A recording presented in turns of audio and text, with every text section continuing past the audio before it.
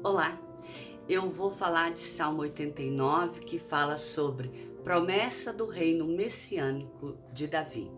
Assim como o salmo em que Emã falou sobre as amarguras de uma vida que já sentiu em sua pele a ira do Senhor, que já vivenciou o peso das mãos do Senhor sobre um povo que não obedece às ordens dele, que vive atribulado. O salmo de hoje, que é o 89, ele fala sobre a promessa do reino messiânico a Davi.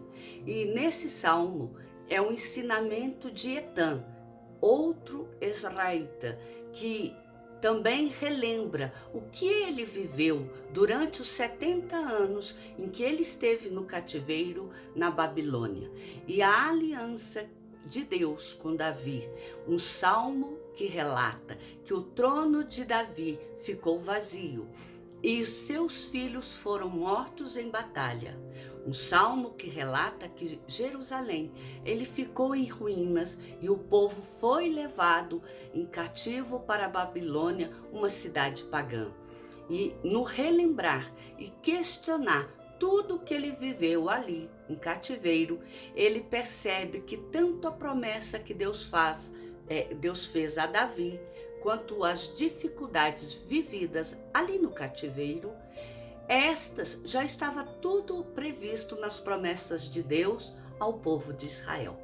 Então, assim como o lamento de um atribulado, é esse lembrar das promessas que Deus fez tanto para Davi quanto o reino que virá, também foi vivido por uma pessoa do mesmo povo, um israelita, e mostra como é diferente a visão de um homem que tem muitas coisas boas para se lembrar das misericórdias de Deus e inclusive sabe que todo o mal que ele vive e presencia naquele momento já estava previsto nas promessas de Deus. Diferente daquele que acha que tudo que sofre é apenas uma falta de olhar de Deus para um momento, para a situação em que o homem está vivendo. Esse salmo começa dizendo: cantarei para sempre as tuas misericórdias, ó Senhor. Os meus lábios proclamarão a todas as gerações a tua fidelidade. Pois disse eu, a benignidade está fundada para sempre. A tua fidelidade, tu a confirmarás no céu, dizendo: fiz aliança com o meu escolhido e jurei a Davi, meu servo. Para sempre estabelecerei a tua posteridade e firmarei o teu trono de geração em geração. Celebram os céus as tuas maravilhas, ó Senhor, e na assembleia dos santos a tua fidelidade. Pois quem nos céus é comparável ao Senhor? Entre os seres celestiais, quem é semelhante ao Senhor? Aqui, o salmo inicia comemorando a aliança firmada por Deus com Davi, o qual as benignidades do Senhor serão perpétuas, quer dizer, elas durarão eternamente. E o salmo mostra que Deus escolheu Davi para ter um relacionamento íntimo com ele e que por meio deste relacionamento toda a sua descendência e o povo governado por ele subsistirão para sempre. Logo, isso aqui é motivo de celebração e louvor por parte de todos os céus e todas as obras criadas por Deus, que são inclusive os seres celestiais. Seres esses que nós denominamos de anjos. Seres como aqueles que mostram na passagem de Ezequiel 1, que é as rodas que giravam e o ser que tinha 4 cabeças. Então, está conclamando que todos louvem ao Senhor, porque não há nada e ninguém que seja maior do que Deus, nem mesmo as obras de Deus, os seres celestiais, se comparam a Ele. E o salmo continua: Deus é sobremodo tremendo na Assembleia dos Santos e terrível sobre todos os que o rodeiam. Ó Senhor Deus dos exércitos, quem é poderoso como tu és, Senhor, com as tuas fidelidades ao redor de ti? Dominas a fúria do mar, quando as suas ondas se levantam, tu as amainas. Calaste a Raabe como um ferido de morte. Com o teu poderoso braço dispersaste os teus inimigos. Teus são os céus, tua a terra, o mundo e a sua plenitude. Tu os fundaste. O norte e o sul tu o criaste. O Tabor e Emon exultam o teu nome. O teu braço é armado de poder, forte a tua mão e elevada a tua destra. Justiça e direito são os fundamentos do teu trono. Graça e verdade te precedem. Aqui, depois de louvar ao Senhor, Etã, depois de engrandecer ao Senhor pela aliança que ele firmou com Davi, e por ter escolhido Davi para ser a pessoa com quem Deus firmaria a aliança, Etã faz declarações de como Deus é soberano sobre todas as coisas. E aí ele domina a criação, que fundou toda a sua plenitude. Tudo isso baseado na justiça e o direito, na graça e na verdade do seu poder. Ou seja, não há nada que está fora do governo do Senhor, pois o universo todo pertence a Ele. Quando fala que dominas a fúria do mar, é porque o mar, quando ele está revolto, nós sabemos que os mais fortes navios, esses não resistem às vezes às investidas das ondas.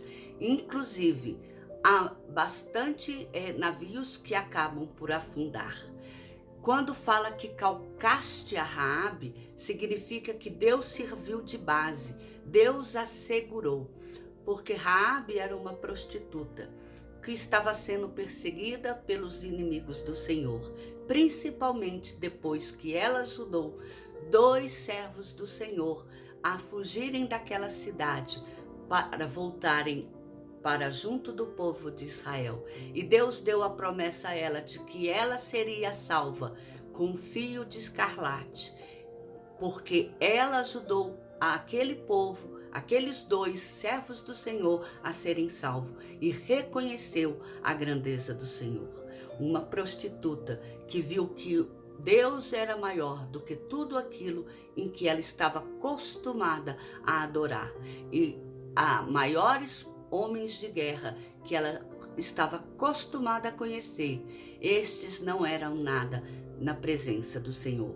E quando fala que Deus criou o céu, a terra, o mundo e a plenitude, significa que o poder do Deus não tem limite. Ele ocupa todo o espaço, o mais longínquo e por mais difícil e inalcançável que seja o homem. Quando fala que de norte a sul tu o criaste, quer dizer que Deus olha os extremos da terra. Não há nada que escapa aos olhos do Senhor. E quando fala que Deus é justiça e direito, significa que a justiça que o Senhor faz é uma justiça justa, porque ela observa o direito. O direito nem sempre é aquele que dá vantagens para a pessoa, mas aquele que muitas vezes também condena. Quando fala que é de graça e verdade, significa que é uma justiça que não tem limite. É uma justiça de graça, porque ela nos socorre de forma, às vezes, que nós nem merecemos. E a verdade, porque ela não se deixa corromper, ela não deixa que nada venha abalar a decisão que ela foi tomada.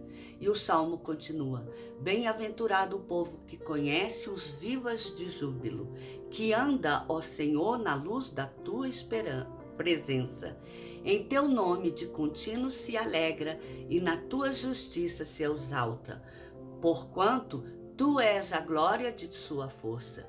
No teu favor avulta o nosso poder, pois ao Senhor pertence o nosso escudo e ao Santo de Israel o nosso rei. Outrora falaste em visão aos teus santos e disseste: a um herói concedi o poder de socorrer. Do meio do povo exaltei um escolhido. Aqui mais adiante neste salmo, Etan declara a felicidade que tem um homem que pode louvar com alegria na presença de Deus.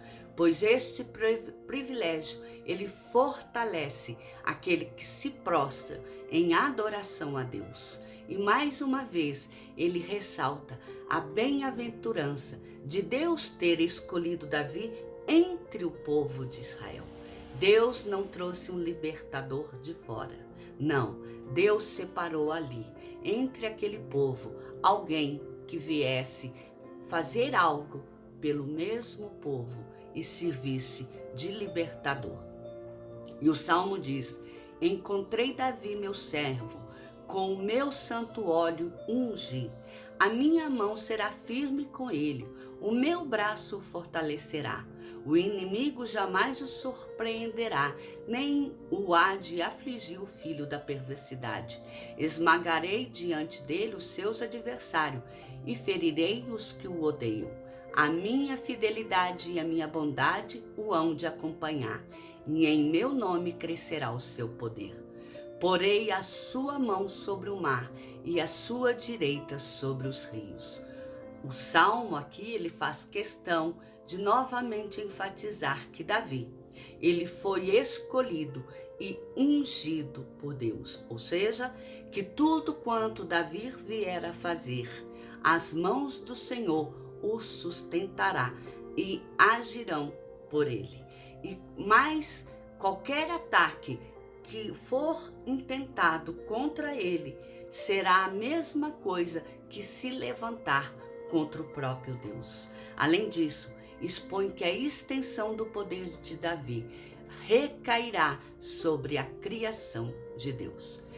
E o Salmo diz: ele me invocará dizendo: tu és meu Pai, meu Deus e a rocha da minha salvação.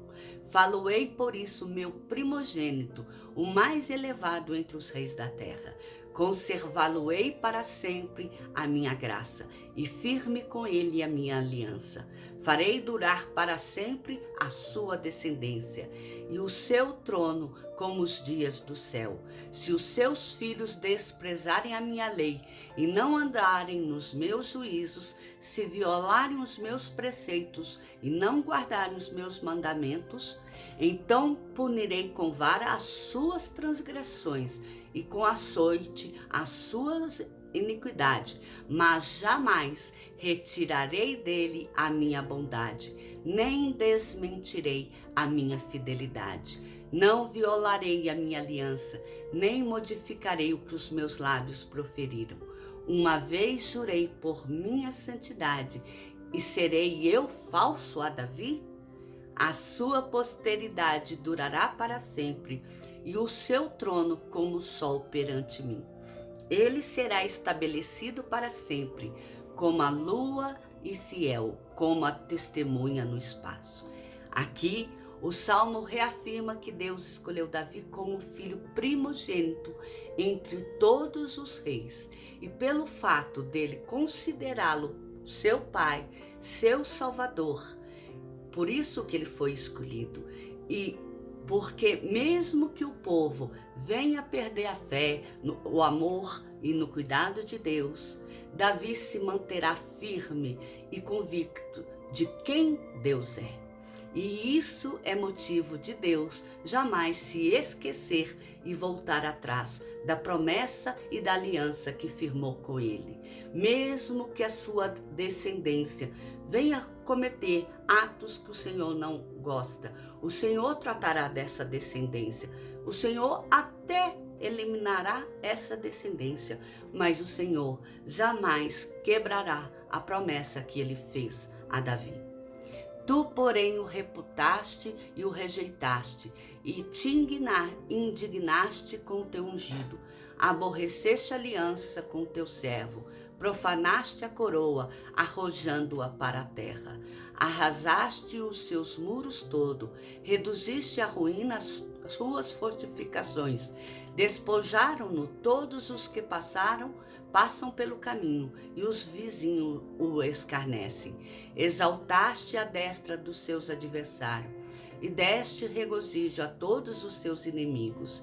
Também viraste o fio da sua espada e não o sustentaste na batalha. Fizeste cessar o seu esplendor e deitaste por terra o seu trono. Abreviaste os dias da sua mocidade e o cobriste de ignomínia, quer dizer, de esquecimento, de vergonha. Aqui o salmista ele relata com uma certa tristeza o fato dele ter visto que Davi, quase no fim da sua vida, ele perdeu a glória e o esplendor do seu reinado, que seus descendentes foram mortos em batalhas e o povo foi lançado em sofrimento, que sempre ficou esperando pelo socorro de Deus nos momentos de angústia e de provação. Acontecimentos que fizeram o salmista indagar o porquê de Deus não ter cumprido a sua promessa em manter o reinado de Davi com toda a sua glória, em ter preservado a vida de seus filhos, em não ter guardado o povo de suas derrotas. Ou seja, ele questionou o fato de que Deus não levou em conta que a vida do homem é passageira. E sendo assim, Deus tirou aquela glória momentânea de Davi. Até que ele chega ao final do salmo e começa a dizer: até quando, Senhor? Escondeste-ás para sempre? Arderá a tua ira como fogo? Lembra-te de como é breve a minha existência, pois criarias em vão todos os filhos do homem. Que homem há que viva e não veja a morte? Ou que livre a sua alma das garras do sepulcro?